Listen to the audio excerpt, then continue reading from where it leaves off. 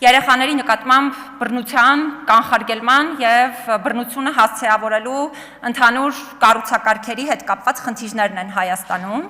եւ այս օրերին էլ նաեւ անչափահասների նկատմամբ սեռական բռնության դեպքի առնչությամբ բազմաթիվ քննարկումներ են ընթանում, որոնք եւս վկայում են այն մասին, որ այո, Հայաստանի Հանրապետությունում առկա է շատ մեծ խնդիր երեխաների նկատմամբ բռնության, մասնավորապես սեռական բռնության դեպքերը կանխարգելելու եւ հասցեավորելու հարցերի հետ կապված եւ այդ խնդիրներից մի մասին ես կուզենամ պարտադիր զեկույցը ներկայացնելիս անդրադառնալ, եթե այլ հարցեր լինեն, հետագայում ուրախ կլինեմ դրանց պատասխանելու։ Նախ նշեմ, որ խնդիրը այնքան մեծ էր մեր դիտանկյունից, որ նախորդ տարի նույնիսկ արտահերթ զեկույց ենք հարցի հետ կապված ունեցել,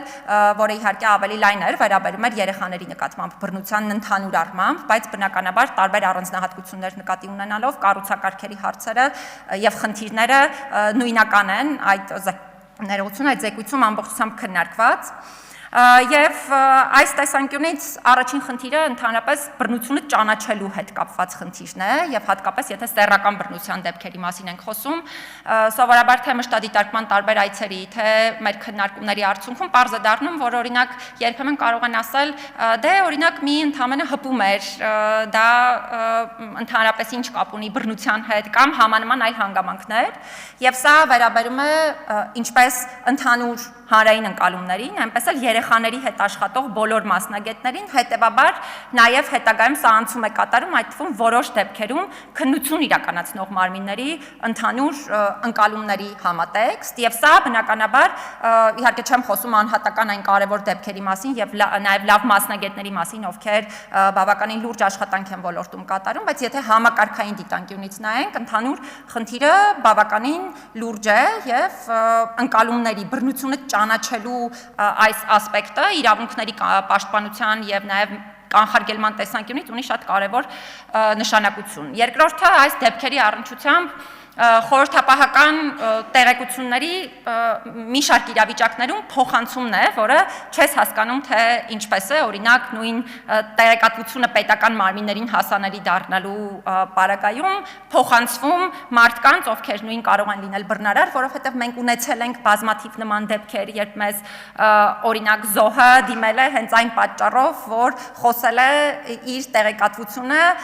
օրինակ, հա, ենթադրյալ բռնարարին փոխանցելու մասին, հետևաբար այս ամբիոնից ես կոչ եմ անում հատկապես բոլոր իրավասու այն պետական մարմինների ներկայացուցիչներին, ովքեր նման տեղեկատվության հետ են առնչվում եւ նման հարցեր են ընդհանրապես քննարկում, շատ զգույշ լինել այս տեղեկատվության հետ վարվելու ամբողջ կոնտեքստում, սա շատ զգայուն տեղեկատվություն է, դեպքերի մեծամասնությունում իր մեջ շատ լուրջ անձնական տվյալներ պարունակող եւ հետագայում նաեւ բավականին վտանգավոր կարող է լինել դրա հետ կապված ամբողջ այդ փոխանցման պրակտիկան։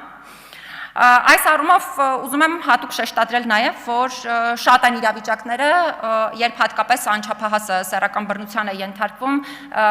եթե խոսքը հատկապես զարգացման տարբեր առանձնահատկություններ ունեցող, հաշմանդամություն ունեցող անչափահասներին մասին է, իսկ ուզում եմ նաև հրապարակային ասել, որ այնպես չէ, որ Հայաստանում այդպիսի դեպքերը մեկն են կամ չկան, եւ մենք սրան պետք է շատ մեծ ուշադրություն դարձնենք։ Այնուհետև սրան անմիջապես հետևում է այնպիսի խոսույթի օգտագործումը, որը թիրախավորում է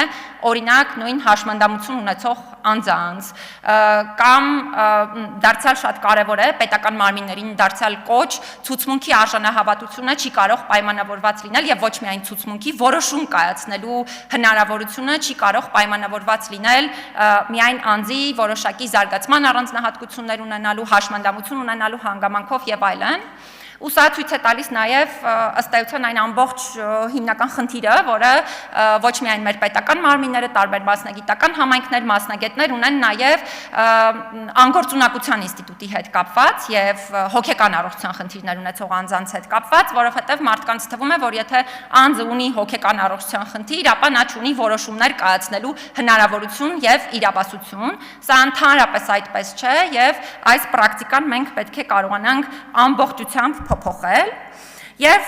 իհարկե այս գործերի քննությունն ունի մի շարք առանձնահատկություններ, որը պետք է մարմինները հաշվի առնեն, շատ կարևոր է, որպեսզի տիրապետեն այդ առանձնահատկություններին խնդիրները ճիշտ տրամաբանությամբ կանոնակարգելու համար, եւ այս բոլոր դեպքերի հետ կապված նորից պիտի շեշտադրեմ երեխաների անձնական տվյալների պաշտպանության խնդիրը, ընդ որում խոսքը միայն երեխաներին չի վերաբերում, այդ թվում նրանց հարազատների, օրինակ ծնողների հետ կապված դարձյալ տեղեկատվության տարբեր աղբյուրներով հրապարակումներ դարձյալ օրինակ թիրախավորում հաշմանդամություն ունենալու հանգամանքի հիմքով կամ մի շարք այլ տարբեր հիմքերով այս բոլոր դեպքերում պետք է շատ զգույշ ու զգայուն լինել